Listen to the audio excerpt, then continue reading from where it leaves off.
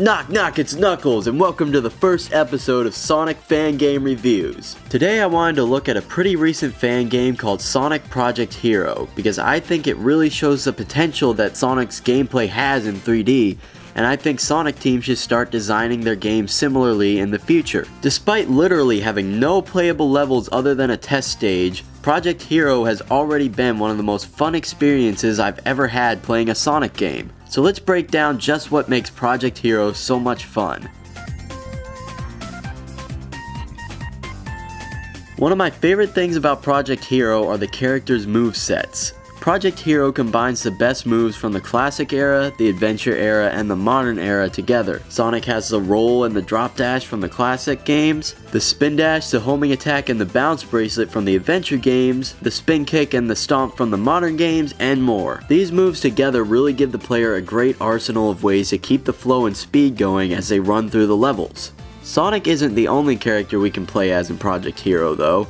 Hero also gave us Tails, and the best character in the series, the one and only guardian of the Master Emerald, yours truly. And both Tails and Knuckles also have great movesets. Tails can spin dash and roll like Sonic, but he also has a signature flying ability, which I feel is at its best in Project Hero. Hero added a flight meter to let you know how much energy Tails has left, as well as the ability to fly forward really fast at the expense of losing energy quicker. You can even do a tail whip in mid-air if you want him to fall down faster.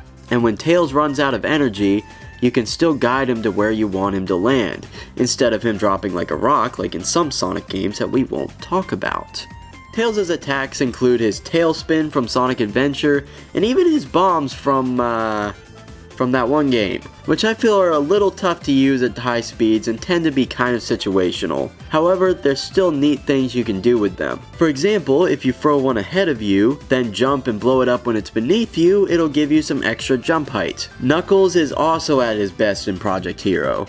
He's got all his acrobatics from the adventure games, the gliding, the wall climbing, the fighting combos, the digging, and the drill, and they all control very well. Hero even brought in an obscure move from Sonic Advance 3 that lets Knuckles spin dash up walls. You'd think that with the massive amount of moves that the main trio can pull off, it would get a bit tough to remember what buttons do what, but you'd be wrong.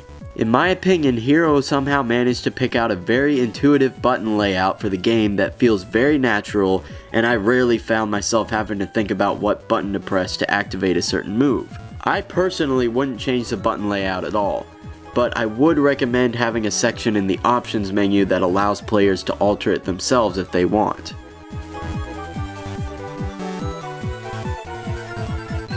The controls in this game are phenomenal. In all the times I've replayed this test stage, I've never once had to think about how far I was pushing the analog stick when moving the characters around or making a turn. It all feels completely natural. In Sonic Forces, I found myself wishing at every turn that I had the drift move from Sonic Generations, but that was because the controls in Forces were so bad. Project Hero has, without a doubt, the best controls I have ever experienced in a Sonic game, and it baffles me how this one guy was able to make a fan game with better controls than any fully priced 3D game made by this entire company.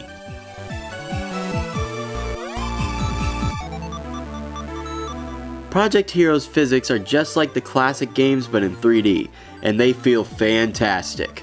Sonic slows down when going up a slope, speeds up when going down one, and goes even faster when rolling down one. With enough momentum, you can jump off the top of a slope to gain height, or the side to gain distance. And this test stage has plenty of unique slopes and terrain that lets you play around with these physics and try to gain as much speed as you can.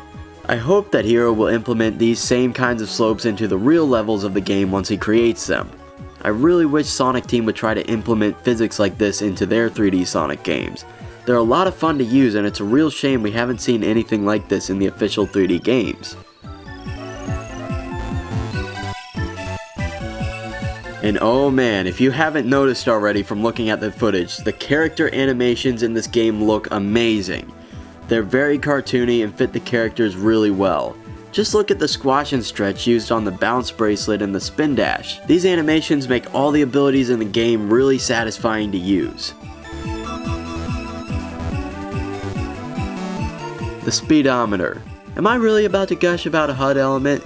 Yes, I am. The speedometer is a really neat addition. I'm surprised more Sonic games don't have it. In any well-designed Sonic game, speed is a reward for playing the game well and mastering the mechanics and level design. And the speedometer just lets you know how fast you're going at any given moment.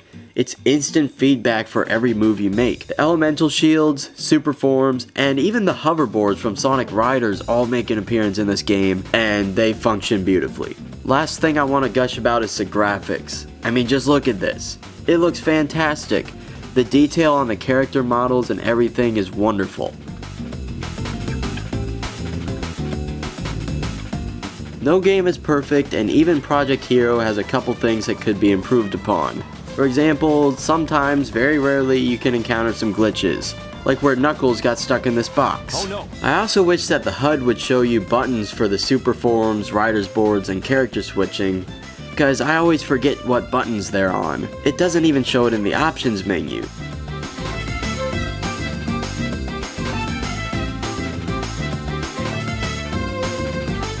But that's about it in terms of flaws. Unfortunately, it might be a while before we can play anything besides this test stage, as Hero has decided not to let people release playable levels for the project until it's absolutely finished.